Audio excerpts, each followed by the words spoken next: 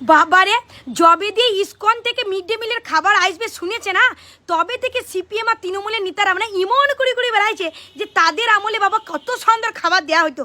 মানে সিপিএমের আমলে তো কী বলবো, সেই এগ, চিকেন, মটন, ফিশ সমস্ত দেওয়া হতো। আমরা কত খেয়েছি বাবারে। আলু ভাতে ভাত তো দূরের কথা, একটু ফ্যান জোটে নাই। তাদের আবার ইমন ইমন ভাষা দিচ্ছে আর ইমন ইমন ডায়লগ দিচ্ছে, মানে মানে মাথার চুল থেকে পায়ের নখ অব্দি চিরিং করে জ্বলে উঠছে যাকে বলে।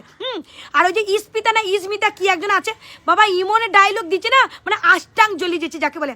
বলি তৃণমূলের নেতাদের কইছি, বলছি ইত্য তো বড় বড় কথা কইছি, তোমাদের দিদি কি খাওয়াইতো গো, কি খাওয়াইতো? ওই তো আলুর ঝোল।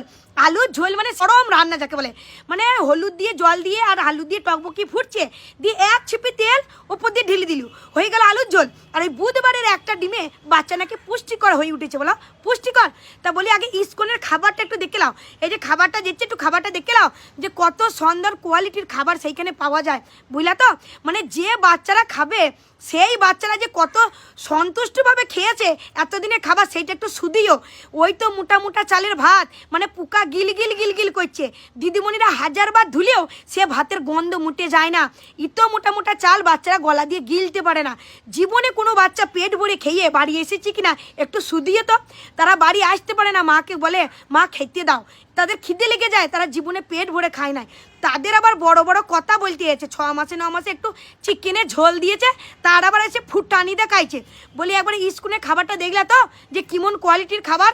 তা যে বাচ্চারা খাবে তাদের কোনো নাক তুলাতুলি নাই, মানে তোমরাই যা কুড়ি কুড়ি বেড়াইছো যেন হচ্ছে খাবারটা তোমরাই খেতে যাবা। মানে মিড ডে মিলের খাবার যত তৃণমূল আর মানে ওই যে কী বলবো সিপিএমের যত নেতারা আছে না তাদেরকে খাওয়ানো হবে, মানে ইমন কুড়ি কুড়ি বেড়াইছে। মানে কিছু আর বলা নেই, ওই যে কথা আছে না যে ভালো কাজ যে করে তার পেছনে 10টা লোক টানাটানি কুড়ি কুড়ি নামায়, সেই হচ্ছে তৃণমূল আর তোমার সিপিএমের দশা হয়েছে। আগে দেখো যে খাবারটা কেমন আসছে, তারপরে একটু বড় বড় ভাষণ দিও, ভারী